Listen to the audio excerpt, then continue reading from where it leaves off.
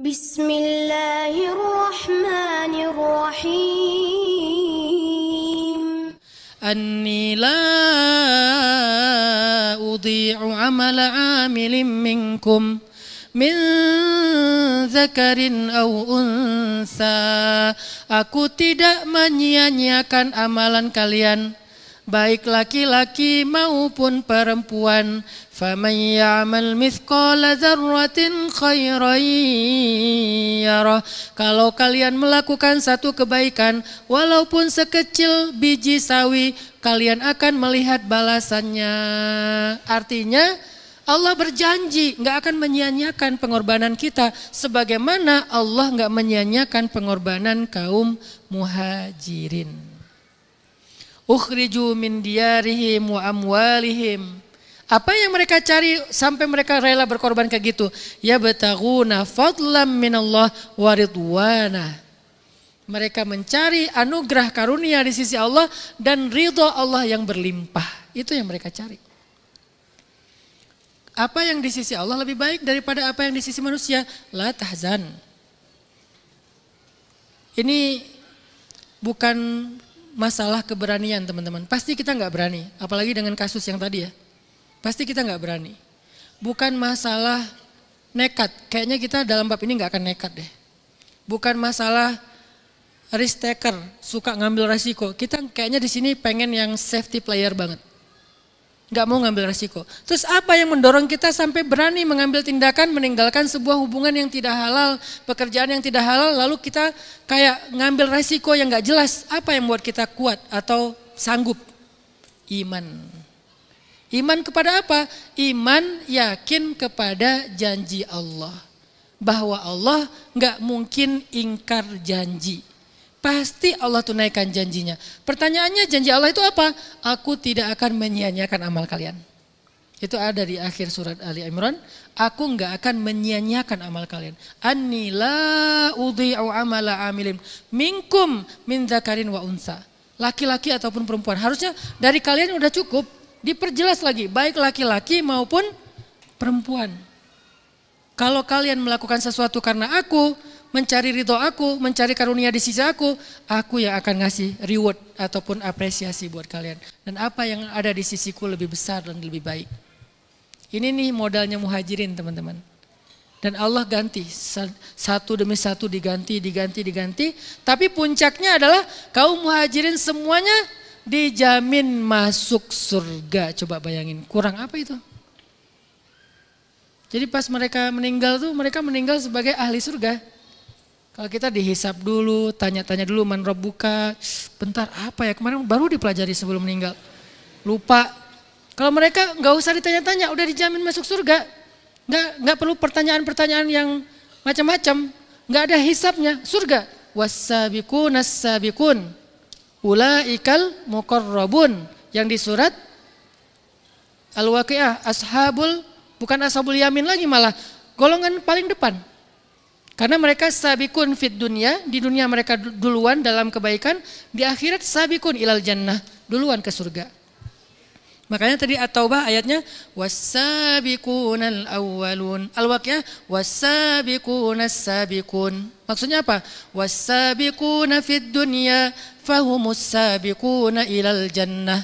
Yang di dunia lebih dulu kepada kebaikan, maka nanti di akhirat lebih dulu ke surga. Itu maksudnya was-sabiqunas sabiqun. Dua kali kata sabiqun. Dalam hubungan suami istri, siapa di antara suami istri ini yang duluan masuk surga? Lihat aja ketika ada masalah di antara mereka berdua. Siapa yang pertama ngajak damai? Suami kah? Yang makan yuk. Nggak dirit. Ke mall yuk, langsung dirit. Ini aku ada rezeki sedikit, kamu mau beli skincare? Ya udah. Nah, berarti siapa yang pertama ngajak damai? Suaminya. Maka dialah sabiqun as-sabiqun. Istrinya mau nggak diajak damai? Mau, berarti dia ashabul yamin. Kalau istrinya nggak mau diajak damai, ashabul shimal. Kalau dia mau diajak damai, baik berarti. Cuman bukan dia yang inisiatifnya, berarti dia golongan kanan. Yang inisiatif golongan depan, berarti suaminya duluan. Tapi gonta-ganti Ustadz, lihat aja siapa yang lebih sering. Sampai akhir hayat mereka berdua, siapa yang lebih sering? Sehingga kalau misalnya terjadi konflik antara kita dengan teman, dengan pasangan, dengan orang lain, maka yang kita lihat bukan siapa benar, siapa salah. Yang kita pertahankan bukan ego, tapi yang kita perjuangkan saya pengen ke surga duluan. Wasabiqun asabiqun. Buang egonya, nggak apa-apa kita berkorban dengan ego sedikit. Itu muhajirin. Berkorban dengan ego kita. Ya udah deh, nggak apa-apa, berat sih ego itu.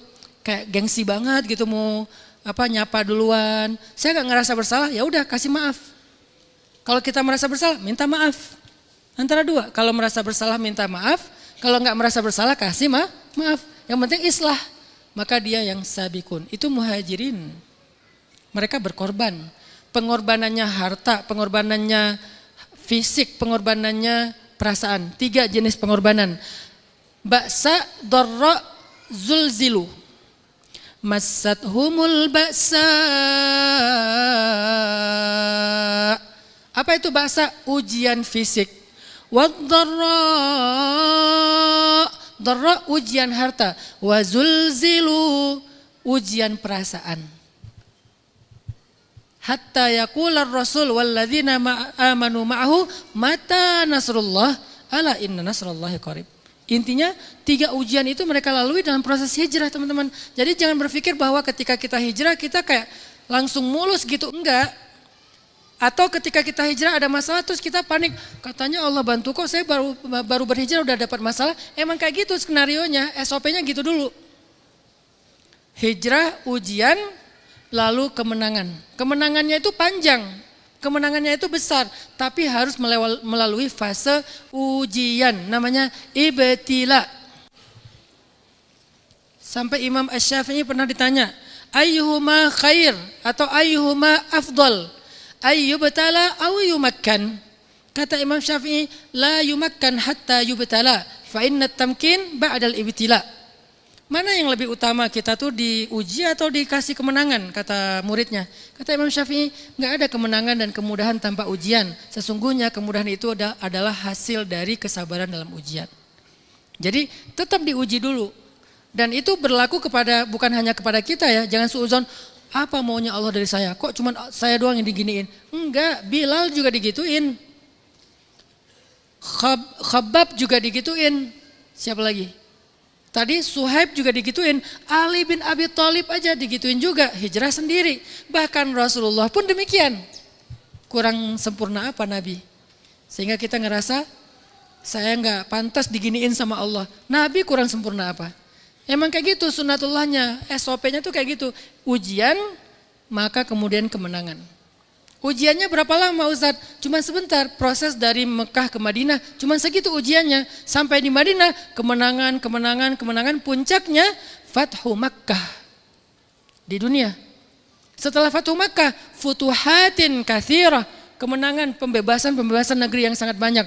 Ada yang jadi gubernur di Syam, ada yang jadi gubernur di Mesir, ada yang jadi gubernur di Irak, ada yang sampai ke Palestina, ada yang dikuburkan di bawah Konstantinopel yaitu Abu Ayyub Al-Ansari, ada yang jadi khalifah atau presiden, ada yang jadi menteri, ada yang jadi ulama ke Yaman. Mereka tersebar dan semuanya sukses karirnya. Dan semuanya berkontribusi dalam dakwah Islam. Hasil apa?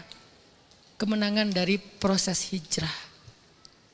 Jadi la tahzan teman-teman, hijrahlah. Apapun bentuk hijrahnya, status, karir, penampilan, hijrah. La tahzan, Allah membersamai kita kok dalam hijrah. Itu kan ayat itu turun dalam proses hijrah kan? Kalimat la tahzan innallaha ma'ana itu kapan turunnya? Dalam perjalanan hijrah.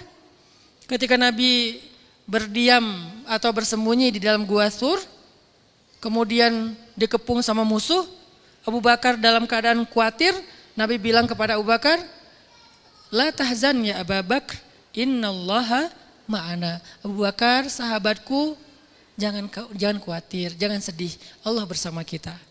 Akhirnya Allah membersamai Nabi dan Abu Bakar dengan berbagai macam keajaiban. Tiba-tiba ada laba-laba bikin sarang di mulut gua.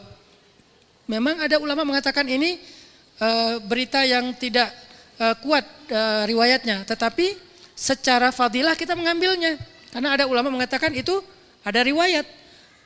Laba-laba membuat sarang di mulut gua. Sehingga musuh mengira gak mungkin ada orang ngelewatin masuk ke dalam gua tanpa merusak sarang laba-laba. Kalau sarangnya masih utuh berarti nggak ada orang di dalamnya.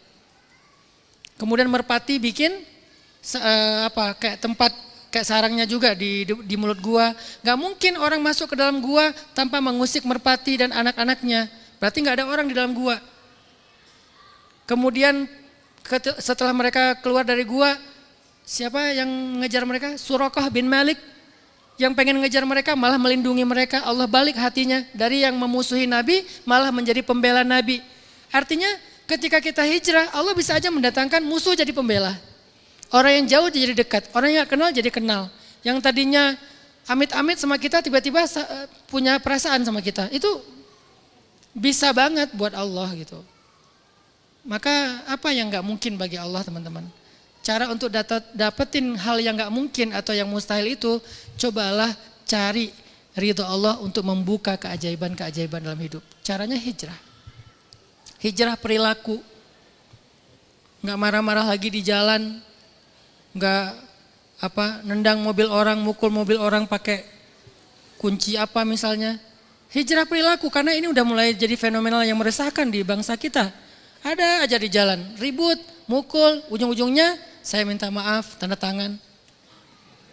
Ini kan perilaku yang gak keren lagi ya. Nah ini kita hijrah pelan-pelan. Suami dengan istri, hijrah apa? Saya selama ini orangnya plain, lempeng, datar. Sekarang saya pengen hijrah jadi orang yang romantis.